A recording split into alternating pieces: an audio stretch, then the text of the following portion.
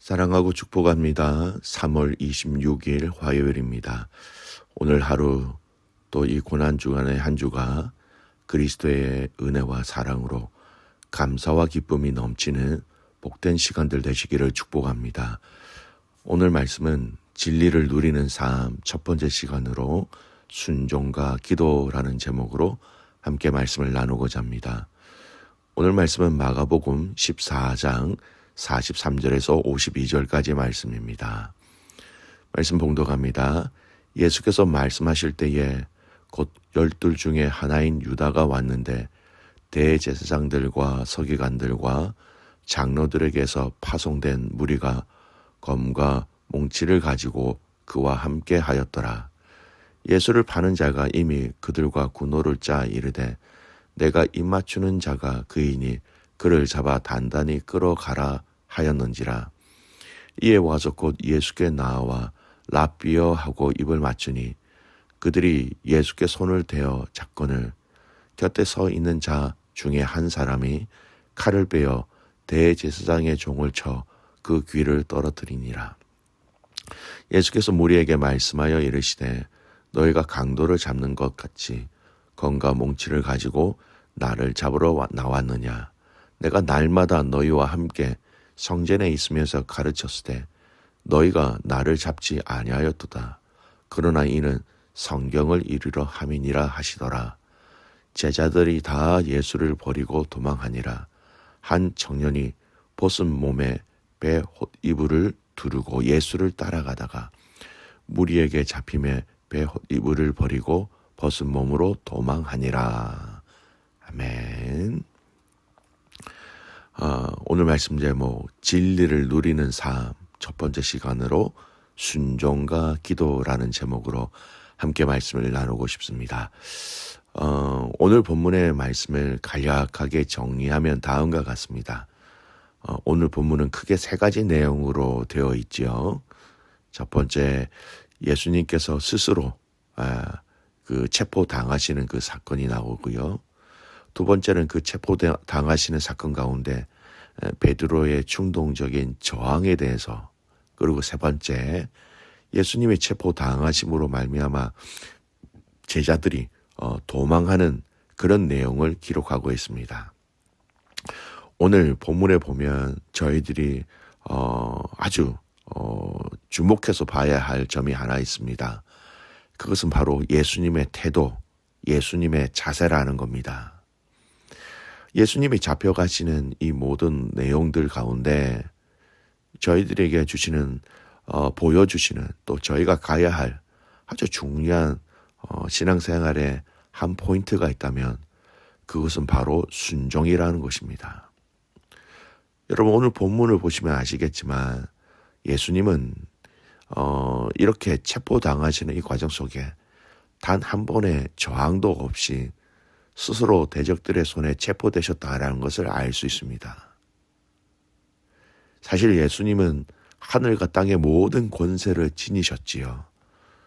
초자연적인 이적을 수없이 행하신 바 전지전능하신 하나님으로서 천사들을 동원하여 단번에 대적들을 멸하실 수도 있는 그런 능력 있는 분이셨습니다.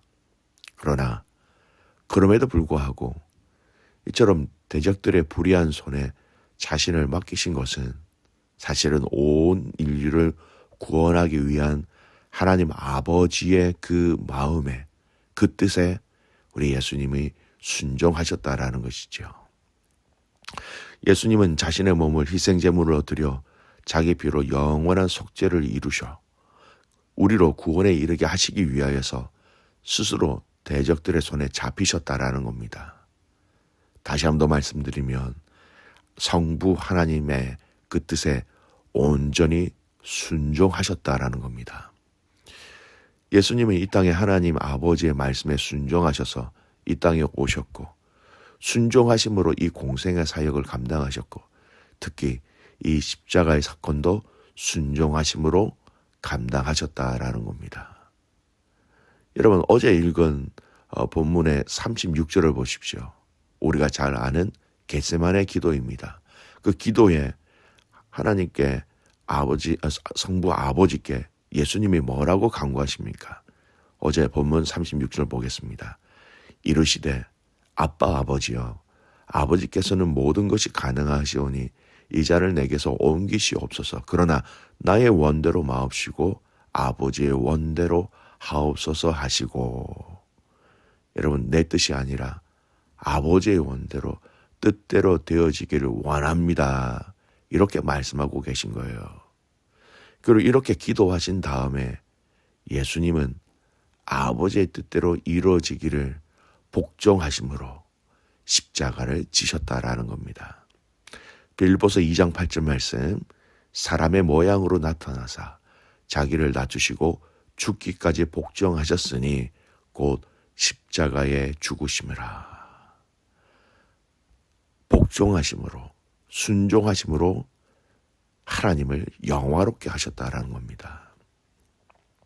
사랑하는 성도 여러분, 이 고난 중간에 우리가 진리를 정확하게 알고 깨닫고 우리의 삶에 적용해 보기를 원합니다. 주일날 설교 시간을 통하여서 말씀드린 것처럼 주님의 고난을 기억하며 그 고난에 동참한다는 것은 참 중요합니다. 그리고 그것이 감정적으로 되지 말아야 하겠지요. 그러기 위해서는 오늘 이 주님이 순종으로 하나님께 영광을 올려드리신 것처럼 저와 오늘 여러분이 이 고난 주간에 오늘 이 하루를 하나님 앞에서 온전하게 철저하게 순종하는 삶을 살아간다면 주님의 고난에 진정으로 저희가 동참하게 된다라는 것입니다.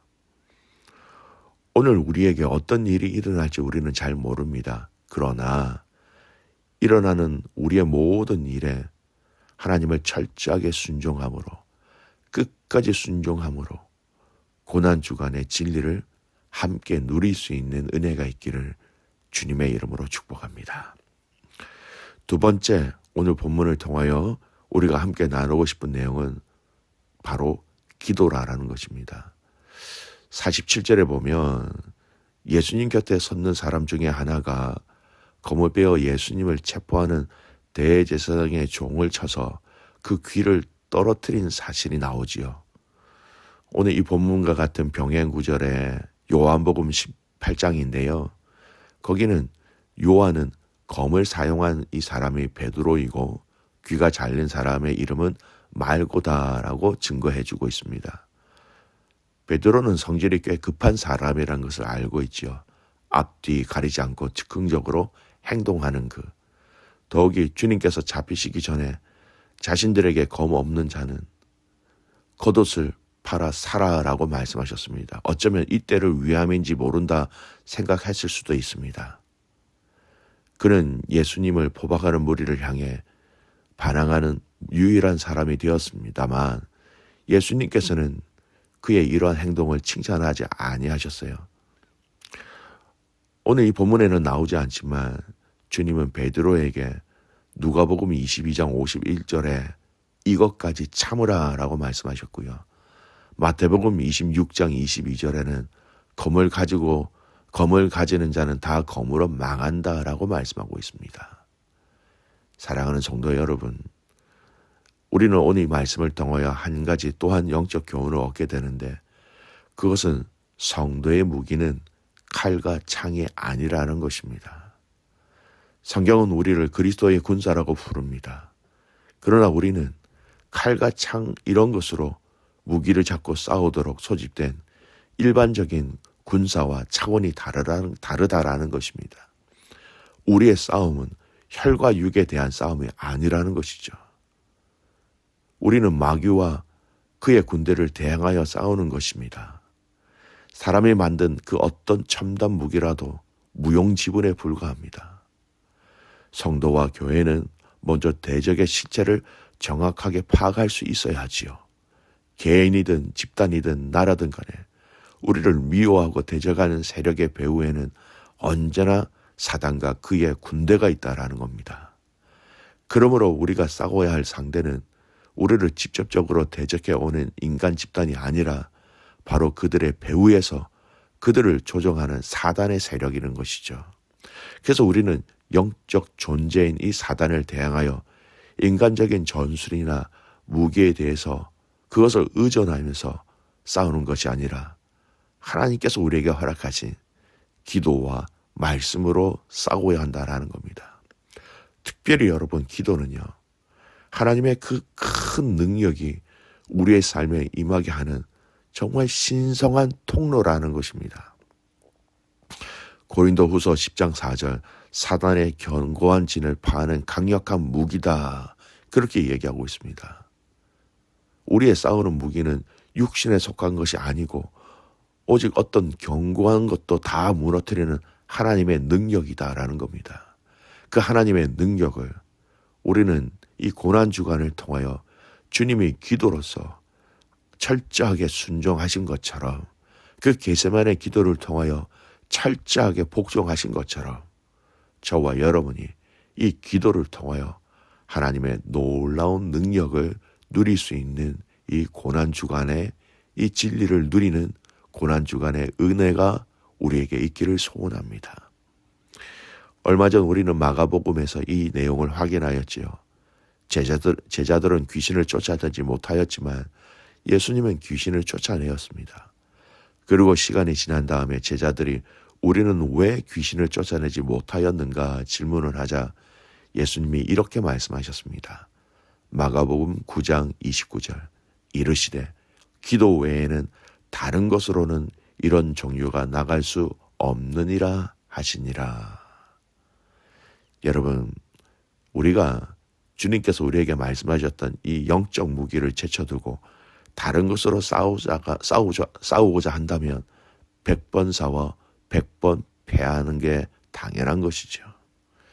사단은 이것을 너무나 잘 알기에 어떻게 하든지 우리로 하여금 말씀과 기도라는 이 무기를 버리게끔 유혹하게 합니다.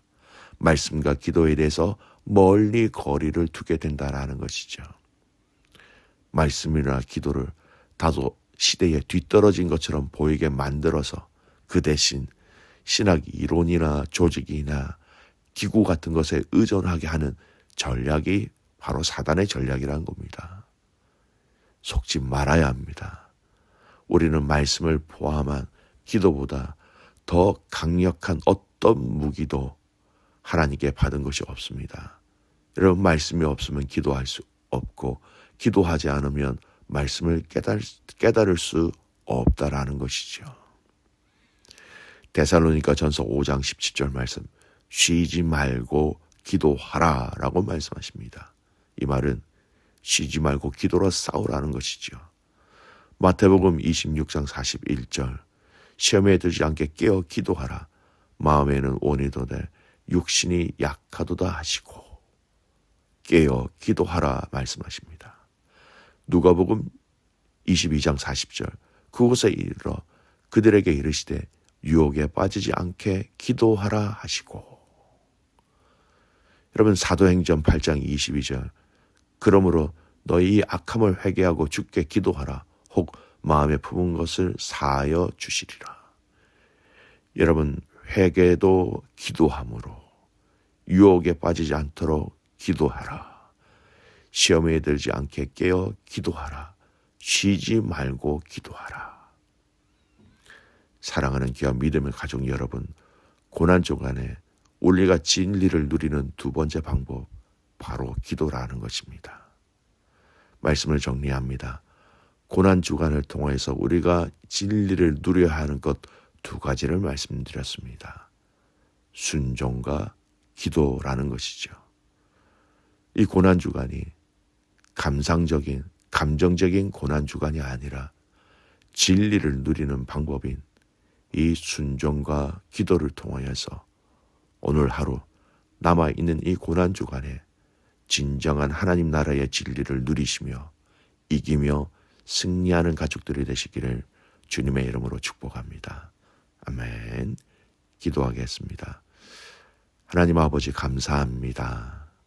오늘 하루 주신 것 감사합니다. 말씀을 주셔서 감사합니다. 고난주간에 우리가 주님의 그 죽으심과 고통을 묵상함을 시작하여 우리에게 주신 이 놀라운 하나님 나라의 진리인 순종과 기도의 의미를 깨닫게 해주셔서 감사합니다. 순종과 기도를 이 고난주간에 실천함으로 말미암아 진정한 하나님 나라의 진리를 누리는 모든 성도들의 삶 되게 하옵소서. 그렇게 행하실 주님을 신뢰하며 살아서 역사하시는 예수 그리스도의 이름으로 기도드리옵나이다. 아멘.